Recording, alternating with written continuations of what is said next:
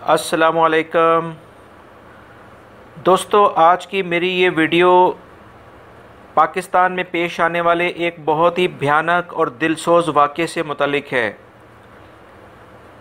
आप सब दोस्तों ने सोशल मीडिया पर गर्दिश करने वाली ये ख़बर देखी या सुनी ज़रूर होगी कि सरगोदा रोड के इलाके में एक बस टर्मिनल पर काम करने वाली 18 साला बस होस्टेस को एक शख्स ने, जिसका नाम उमर दराज था, बड़ी बेदर्दी से कत्ल कर दिया।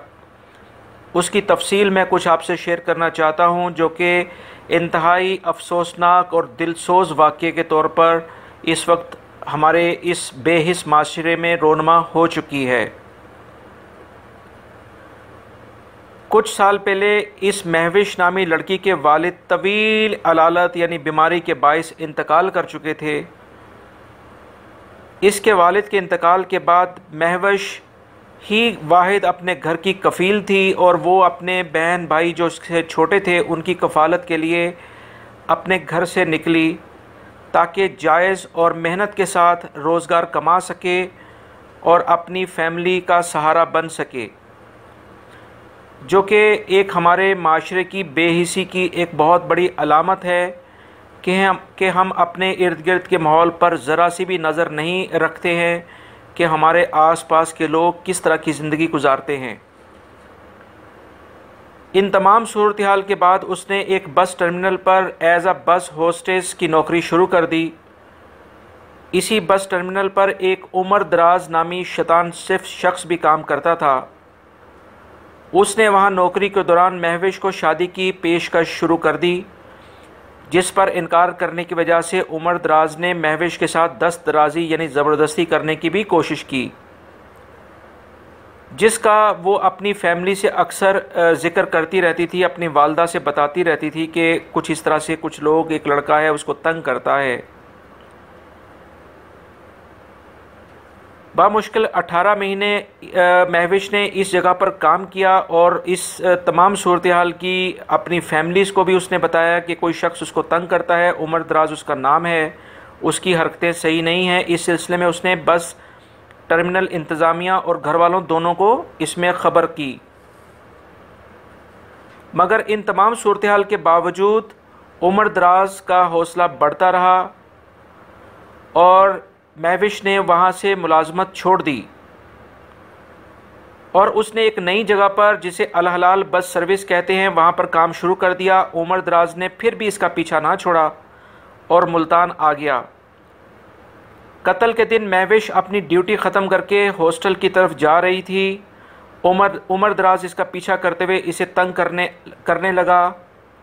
दोबारा दस्त अंदाज़ी की कोशिश की और फिर शादी की पेशकश करने लगा।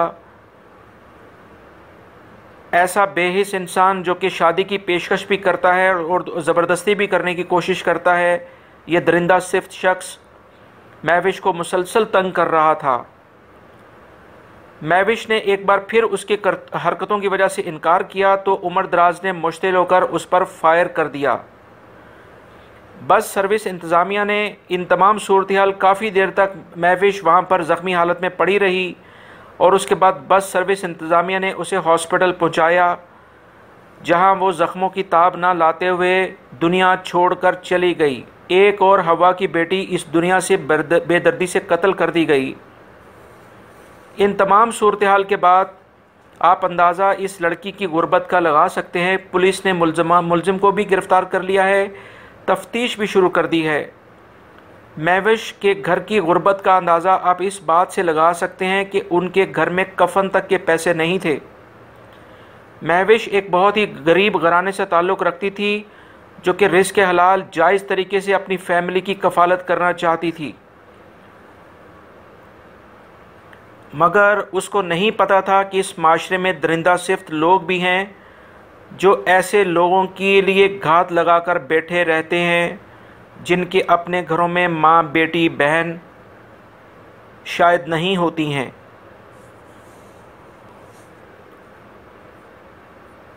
इसी गरीब लड़की के छोटे छोटे बहन भाई हैं। इसकी माँ का कहना है कि हमने इसकी तदफीन में कर्ज़ा लेकर इसका कफ़न का इंतज़ाम किया है। गवर्नमेंट या बस इंतज़ामिया ने कोई 1 रुपये की भी माली तावन नहीं किया है। इस यतीम और बेसहारा लड़की का कसूर सिर्फ ये था कि वो घर के 4 अफराद को 2 वक्त की इज़्ज़त की रोटी खिलाने घर से निकली थी और ख़ुद ही इस भेड़िए और इस बेदर्द माशरे का नवाला बन गई। दोस्तों, ये कत्ल सिर्फ एक महविश लड़की का नहीं बल्कि इस माशरे की बेहिसी और इस माशरे की इज़्ज़त का है और इन तमाम अफराद का है जो कि महविश के ज़ेर कफ़ालत थे। इस तमाम बातों से अगर हम गौर करें तो अखबारात ऐसे वाक़यात से भरे पड़े हैं जहां मोहब्बत और अना के नाम पर कितनी ही आसमां रानी और महविश जैसी हवा की बेटियां दरिंदगी से मौत का निशाना बनाई जाती हैं, कभी कारोकारी की सूरत में, कभी इस गैरत के नाम पर, क्योंकि मर्द तो बहुत बड़ा गैरतमंद ही होता है।